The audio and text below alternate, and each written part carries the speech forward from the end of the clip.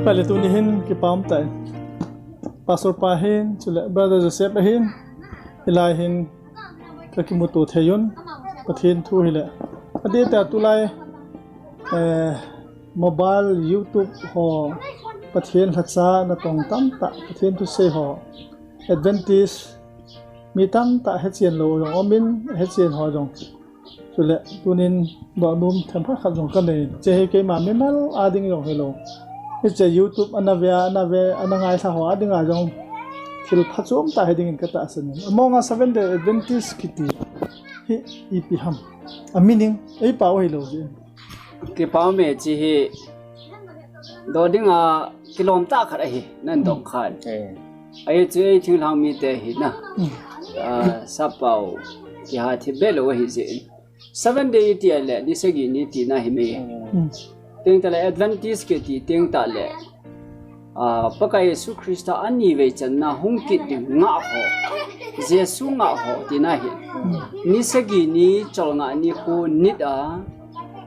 bác Giêsu Christa anh như vậy chân na hung kít đi ngã ho thì na mấy ấy 7 day advantage ala 7 day advantage Christian thì này cho nó cái bài ấy chỉ cho là thằng khách can sự bên nó mình Christian hi bé sẽ ama ho hi se yu som la ni ho nung zui cho hi be se yu som la ni ho hi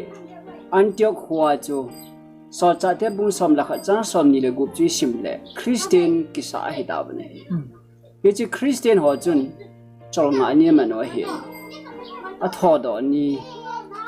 ni khat ni hi het pha lo chi chu Christian di ta hi ka hi we ti ka sei nom ja ka sei acha 7 day advantage ki ti Christian original ti di dan ala mi hoin he thiam lo je oidam aye chu tula ya theologian tam ta Bible college kai hoin 7 day advantage kal ahi ati kal chu ipiham ai lo le che hi iti dana kal hai ti the kal di ta chu ipiham a meaning to che chu brother se ga se le pa ki pa me kal ti hi John Dan mi to ki banglo ai ro la how to a say dinga chu Christian doctrine Christian ki hil na Bible to ki tu a John ta lo Christian lang pia hi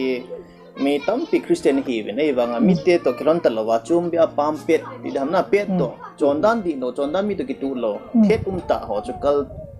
tia say ding in omin tu Christian khanga hi 7 day Adventist day kalai ti lo now hi mi te vanoi hi Christian tam piomin hi chi vanoi Christian ho hi ivet tinga le hin 7 day Adventist day to ki ba lo na tam piom tai amo to ki ba lo now ai mu tam pe se phatwa chu John Dan di lo wa ai mu hi cha chu kal pam pe te ta ai sei lo now chi chu hi ai wa amo John Dan to ki tu pui ti tu hin Bible to ivet a le wang chun Bible to ki tu lo wa sei dinga chu I ho a chu sei ding om in 7 day Adventist day chu kal ki ti thei lo Bible du ya Bible dung zu ya chi na Bible dung zu ya chi a alam dan chu to Christian ho hen Bible dung zu ya ana chi ta lo je wa chu Bible dung zu ta hung chi te chu kala le ti zo dan chu na to la Christian te ho Bible to ki to lo na alang pe Adventist te to ki ba lo na chu point khale ni se ta ki ba lo na he ni khuwa jong ki bang poi ne le don na jong ki bang pon na sa thieng sa bu ti ho a ki bang pon teng ta le tu lai thin hin khu neo cha cha thi la jong tampi ki ba lo na o me chu teng ta le rapture le second coming chung chang thu ho jong se da neo cha cha chu ki bang lo o me ai la thang pi khada a ki ba lo na chu ne thieng le thieng lo sa thieng lo le chol nga ni na chi a ki hit na pen chu in ka he Christian dang ho to Christian dang ho to so ma khar ho jang pi so kai tholo mo jang bol so kai be a ki bang so na ama wang sa thieng sa bu the khan to chol nga ni chung chang ai ki he so le 7 Adventist and 3 angel message ati jive che hi shading le so sau ta yong hi mai the khan tin che hi 3 angel message van til thum hot ho thu kon mung som le lia ho che jo Adventist and aken so ipm de kon asom la mane ga se he Noah khanga Jesus Christa in Noah ho hing na thu sei sa na kumzale somni sei ta banga chu ho hing na thu ni nu nga hi I ho three angels message revelation bung som lali chang gup apan a ki moi tai chang som le nga som le gup lang chan som ni som khat som ni chan hoi ta ki suna hin chewa ku ni nu nga hi hodi lo di chu babylon hodi lo ku hung po do win pathin ni ku thu tan ni ku hi tai thu tan ni ku chun ki si win lang tau win lang pathin kom be lo win pathin ni ku thu tan ni ku chu tu ni hi tai tin tu ni nu nga dinga thu sak chu chi 3 angels message hi hin na noa khanga ko sunga lu run ti chu ti ta banga chu tu khanga dinga 3 angels message chu ni nu nga isu cha na diu I ho kung sung chu hung hi tai noa khanga kong chu tun lut lew han phachom ta lo hin na tu khanga dinga chu inoa kong ti de ham isu cha na kong chu chi 3 angels message chu ha samai sabungai cha chu noa na sama lut lo ho chu tuile ne atha ta na tuile na thika mai ta tu ni kwai 3 angels message hi ha sabungai aji chu chi izui lo wa le wanoi so cha na ding lam pi da om lo hi wa khadin 7 day Adventist ne chu LNG White thiam gawin an nei ati LNG White chu 1844 October 22 asu Jesu Christa hong ki de ti la hong ta poi ai lo le William Miller ho na ama a founder he ti among William Miller right movement ho chu itabang he ya ama ho chu 1844 a Jesu hong ki dinga ti ho chu itabang chu ha ta ke pa me chi Miller right movement ke ti Miller ke ti sipai captain khat a he ti na ama hin gala sa da hi le agan mi te tam wal jing ama thom cha cha pathin yong ging chalo pa hin pathin ko ma taw yi le gala zo le na bible han sim le Daniel bungge chang som le liya ho ni sang ni le za thum jo teng ta le mun thieng chu ki su thieng le ti ho an sim lo jo ai le ni sang ni le ni za thum ti chu a ho ra kho le hin October sang kha jagi som li le li October 22 a he paka yesu hung de hi tai ti a he an sap a he ama ho hi Sunday Christian hi be si Sunday Christian ho Methodist ho Baptist ho Anglican ho ai lo le tu lai Nazarene ti ho na chi ho zo se hi Christa hung ki de hi tai na ti wa ananga wa hi si Christa hung ki de nga ho chu Adventist anati wa hi na 7 day Adventist bang a hi po be Adventist ne which la ya Jesu Christa hung ki de nga ho Adventist ho paka yesu nga khil ho chu Sunday Christian ho hi chi ho chu hi na cha chun LNG White ati nu yong na pang hi ai chi ho la chu am ho hi October som ni le ni a chu paka yesu hong ta lo phar wa chu group thu min ki ho mu ben group khat chun pathinom poeti wa athis na Jesu hong lo pha la so hong lo pha la chu pathin ho ta lo wa chi mang ta kim khat chu baptist a ki le loi ama ho bung a ki le pon ho bunga kim khat ho chun e ho hi idi lo zo hin te pathin thu idi mo pon te ati wa tau je mo hin na ong tau wa hi le gaw wa hi an mu ba ta cho e ho thing lang mi te ho ku ki te het the din ka ki sei le a tau le gaw chang wa kol bu le la chu heramet so lo van ko la ke ho ngin na van a mun thieng au min chu ten ta le mun thieng chung nu au min he chi 1844 ku ma chu mun thieng a ku na chu mun thieng chung nung zo pa ka yesu chu lut zo he ti an mu do am da chu pa ka Jesu Christa chu thiam pu na tong dinga chu thiam pu chung nung na tong na he ti a he pa ka yesu e di som thum la khara thin na wana kal to we bai lam ni wana kal to wa chu mun thieng a ma he he chi mun thieng a chu sang khat e di som thum la khara ko na chu mun thieng a na pe in sang kha jage som li October tha chu mun thieng a ko na chu mun thieng chung nu nga ki cho ne he cha ki cho ni ding chu Daniel bung ge chang som le lien sei na cha chu ki cho no van ko ra ke hong nge ti he dia chu ana se we hin ele chi amo thu se hi di mo he nam di lo ham ti chu group ball kit di lo han Hebrai bung ge da hun an se ge de wana ปะเทียน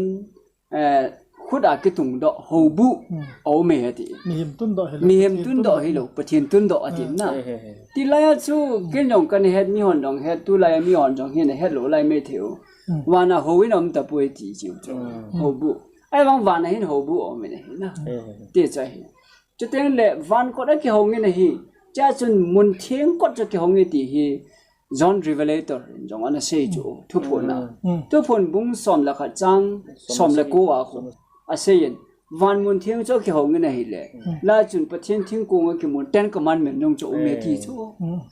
ยาจูวันก็ที่กี่หงวันน่ะฮีตัวไอ้หูบุยังมา10 commandment ยังมานะฮิจิ10 commandment นายองจูทุกกี่10เด้งเห็นอะไรฮิจิ10 commandment น่ะจีปีวมั่มติเลยแค่มาลูกประเทศดังเนี่ยมิเลมากูนเห็นที่มุกิจิรับเปียสับเทียงตาดินเกลโดสิงที่ยังมุกิเลยจูฮิจิจงงานนี่จูวันก็มายองเก็บมั่งดีอันติกินอะไรฮิจิเขาจะอันซิมเลยฮิจิเอเลนจีไวท์กิติหอนะเฮราเมดชันกิติหอจอลอยจูโอ้ประเทศทั่วดีมองตายที่อันเห็ดเอาไว้จะจูมุกแมนหงเก็บนะอันบอลเลยจูว่ากุลปาวน่ะใส่บังอาจูมีเห็นขัดกี่ร้อยคอมนามินขัดอมไงยันเดียวเลย1863ก็มาจู7-day Adventistกิมินสัตเอาเตอันที่ว่านะจะจูหงเก็บพุดดอกเหี้ยหัวหลังบังอามีขัดPhD ยังพอจะเรียนมีขัดกันนั้นหมอผู้หัวเหี้ยหิปุยอ๋อหัวบุ้งสมเด็จยังขัดจุดปานะพุดด้วยที่หัวเหี้ยหิปุยไล่ดวงอากิพุดดอกหัวเหี้ยเลยลำไก่ลังกิลุงนกหมอเสียปาร์ตี้กิเสียมจีซีที่หัวยังจูหงเห็นไม่เห็นนะมุกแม่เนี่ยประเทศทั่วคนหงจุงดอกเหี้ยตัวไรอาเลียนจมุมโล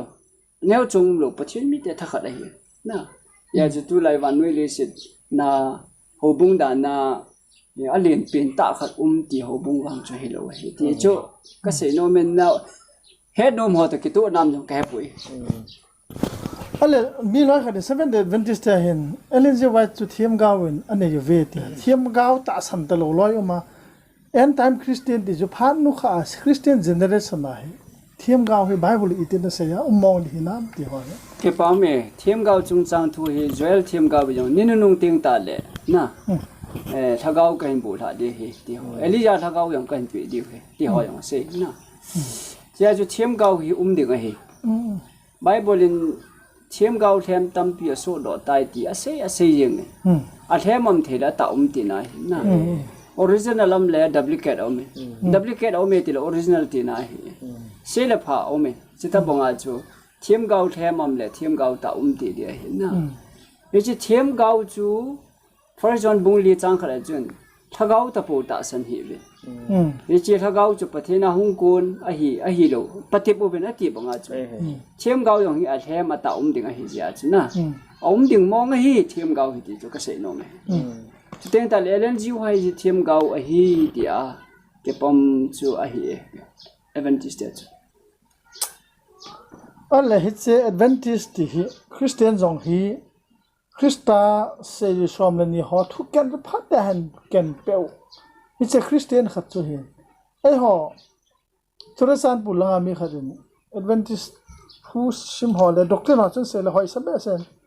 À kia giàu khát hen năng. Kuki Adventist Church ti ham khat be hele phadia ti Adventist tu hitia chu phung mina theyam ai lo le che hi le se van noi ho pa hi ja chu ita bang ham na ge al da ke pau me Adventist ni ki pu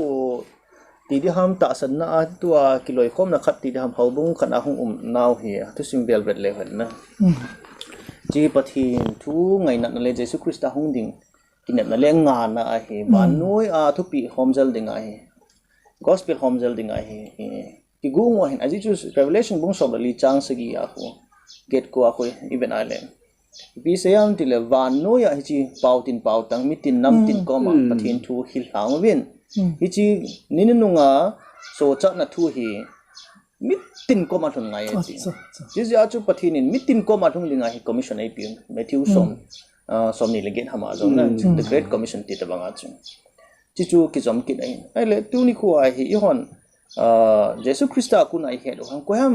iso piu naw chu ti ba le pathin thu pi ni na pathin nung dam bol pa chu iso piu naw ta nam chum ki nei thei lo a hin dunia hi mission hi banoi lung ding mission hi ja chu Jesu Christa zala chu nam khat phung khat chang khat hi to chu ta san cha te zo si ti ja chu dunia hi nama hi pathin ni ho hi ta pu ai lo nam kiloi khom na pathin ni ho ta pu va noi mi te Jesu Christa na hung dinga alim ding te chu pum khat a hi ding banga chu tu ne hi ho ba no ya pum khat hi a pathi ni nga o hi in nama ki min bo thei bang chu hi ta lo we ale tuin Seventh Adventist hi amona ami anam ami te ko ma ki se ti dai ta so na al Adventist te message hi ichan ge ya pungham ai lo le member hi chan ge ya khangham te ga se te namu dana Adventist I hol a cookies ai lo le chilanga Manipur gama Mizo gama Chin gama hi hol a he mi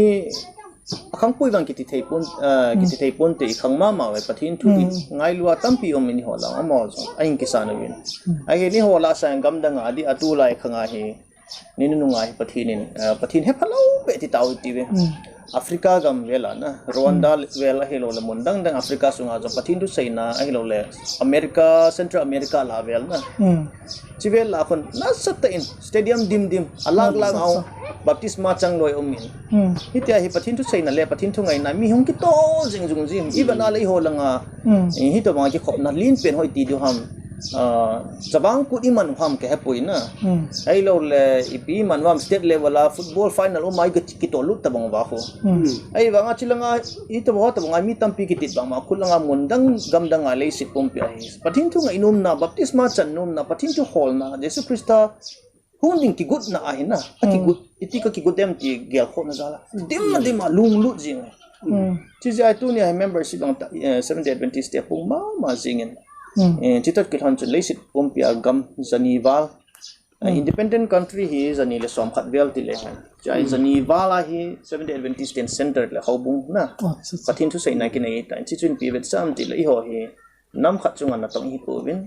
ba noi pumpi nam tin pau tin tang ko ma tin nam tin pau tin phung tin ko ma na chi ja I hobung no chu chi tin nam tin pau tang hobung ai adi chu I hobung chu pathin ko ma ban gam kai ding ho pathin anga ding ho chu pau tin ta nam tin hi ji wa chu tu ni puai ho jong pau tin tang nam tin hobung khai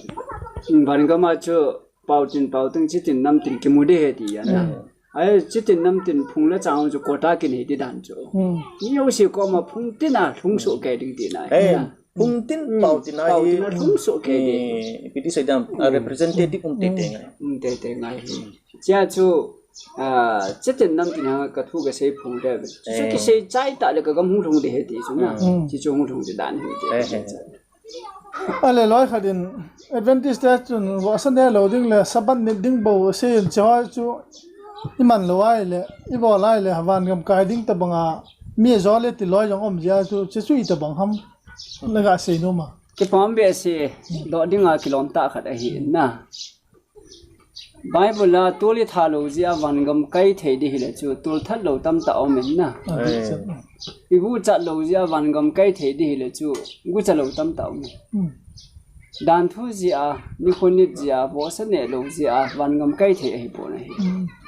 ama wang pakai su Christa thi na chu ke chon sit zia hi ti ke he na hu hing pu leng pa a ke pa ma hu hing pu a ke pa ma Calvary thi san as sop thing ka hitai ta mi peng tha ti chat hon bo Bible la mi azui thei ji wa bo be mi peng tha lo hon cho he azui thei lo ti cho chu he ding Israel te chon da naung chi ga bana le na ama ho hi sabat hoi pen hiu nam khat na dola chule sa thing lo jong phat ta ani na wa ju yu chu he khano na a le kheno ba a khe khan dan chu Jesu Christa khanga chu Pharisee te hin chi an che them kisan ge so ma khata pi u chu evan Jesu Christa gospel message so cha ma ta lo pi chu mo pi zinam ti la mo hin alung thimu thing lo alung thim wa Jesu Christa pathin hol na lung thim aput ta lo ji wa chu na cha ji I chon dan ine I don je awang wan kan ki kai lo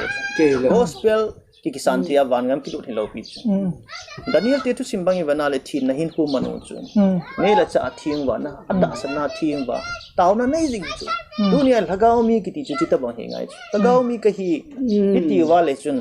i taw jing ngai bible pathin thui pho jing ngai Daniel jong Jeremiah lekha bu a ku na pathin kum som se gi ki chai di ta hilam na ka mi te bebl na ku na ti anei pui do di ham tia sei chu bible sim jing mi chu taw jing mi hi chu lagaw mi chu pathin lagaw chen na ti na ai chu leng te hon na pathin lagaw chen na bel sa ja chun sei chu pathin lagaw chen na pa chu ti chu chi ja chu tu ni kwa mi thing te chu chi tabang cha chu hi ngai wi pathin chu i hol la wa chu in khu hi thi nga he gam ti ni bol wa ai lo ne thing lo ni wa ai lo le mi bol mi chon chon ni chol wa au in nai hung ting le pathin ho tang ye ti la idung thi mi lagaw chu thing thei di lo pathin lagaw in i pi thein ding wa chu ni ti na pathin to ki bom de cha chu Christian te 7 day Adventist te ong chun ai lo le tu ni kwa pathin hoi ta ho nge ti te ho chu khoi hi jong lew hen thi na hin khu ta sai man ti ne lagaw thing thei ai adi chu pyam te i ta sa thing ting le ini chong i thin ti le polam jong thing do lagaw thing in ai pi jingu isung wa na to jingu lagaw thing e sung wa na to jing thei jing kal ni la ai ki bok pi chu lagaw thing ni ta ni nu ngai lagaw thing chan lo le let nai ti zo diu toy lagaw thing chang lo wa ni chunga let na ki zo ta lo na lagaw thing chan lo ji ne chungai ki tim ta lo ji achu lagaw thiong hung kit lo ni ta chu ta chu cha chu ni nu ngai Christian te hin ne le chai pathin to iki kui zo na hoi che na dinga hi ne le chai pathin cha te thin ding banga thing bo ki ne a hin na thing bo i zui diu ti na hi chu ban gam kai na diu ma hi lo Calvary thi san dom chu ke a dinga lo ma hi Krista za la thim chang ka hi tai ti ki her ho zo se chon pakai na phal lo ho chu bol lo ti na me ya chi bo san ne lo ya ban gam kai na hi chol nga ni init ya ban gam ke kai bo Krista thim chang ki ya chu pe chi thimei chan sa pa Krista chun ka cha te ho chol nga li ji thim tan ni taw o ti le hinge he pa ki ti akini me chu na chi ta bunga chun the kha ka se nom chu so ma khali piu hi ban gam kai ni dingai piu ha ai lo le ban gam kai lo na ham so ma khali itin he ra na ni so ma khat pi ja ban gam kai ni de lo chu ama van gam kai ni de hi poi tiu tin ki pe da le bible chu gu cha le mi chom ti ke de na gu cha le mi chom ban gam kai the de ham ti khan hum ki de ko ma hi chu che ya chu chi te ni ki thon jing ke na ya chu Adventist Adventist le ho kukina mi yo se Adventist hi be ko chom jong yum po be na pa ka Yesu Christa hum ki dinga ho hin Bible is wi pa hi so cha dan dinga is wi yo ban gam kai de lo bin ban gam kai ding te so cha te ping tha te hi ta ji wa chu is wi jo we ji chu ki che yo de nam yong ka pon ji chu ka sa ya di ki pa khale ki pam be sen tu ni hin se nom le do nom tam ta jong men tin hi jong le phat am thei be se po in pathen in phat phai pe ki le aban episode is tabang thei ham ti jong na lem sang in tu ni hin bul hing lo ta ai se jong le se thei kham kham chan hen na a top na dinga viewer ho ko ma se nom gi na nei in do is om de lo le ken khar ga se ga ting ban yong se u ti be koi ta bong hi chi channel na ve kha ma hi le ta no ne pu ma lung du ta ana gela na ngai thading ka ti mo ven ai ju ta san jing si awan gam kai ding a hi le Christian lo si i kai dio hi ta san hen na to lo wa thi he ki ye je chon khang dong te pathian cha ten hal tha ki ro ti bin mo thim na to pai thau ti bin bible ai pi ki sunam ti hi gel khom so ke u te ta pa kai min ha ka hin tip na hi we ti pa me ken jong tu ni ai i ho lip now chu pathin bible le ka thing a ku na i pan sa chu ke hian na i pui pa le ji le vei ho sei jong chu ai nge tampi am ho ku na head do the hin na hin bible in pi sei am ti zo hin na ji igel kho a chi zo hi ima sat sa ting le hin kini la ding om ji be se puin ikinil pi li chu bible ji lo ho to ba hung hi ji ji ja thu ti hen om zo sin Bible pansat na thu isayo hin na ikipawa pathin hi chiwa hi do wa malam mano thei ding hi taw na to thu ai ikiguk diwin ka hin tim no min ale che chu hin Sunday mang ho yong denomination chum Paul chum hi bangin Sabbath mang ho yong hi Paul chum hin 7 day Adventist le 7 day ki ti hi loi khat a khil zong amen tu nia 7 day Adventist ati chu Christian di ta thien na hin kho manga chol do ni mang Jesus Christa hong ki ding nga ho hi ti chu ga se the ve tha ho jo se na bon chi ba no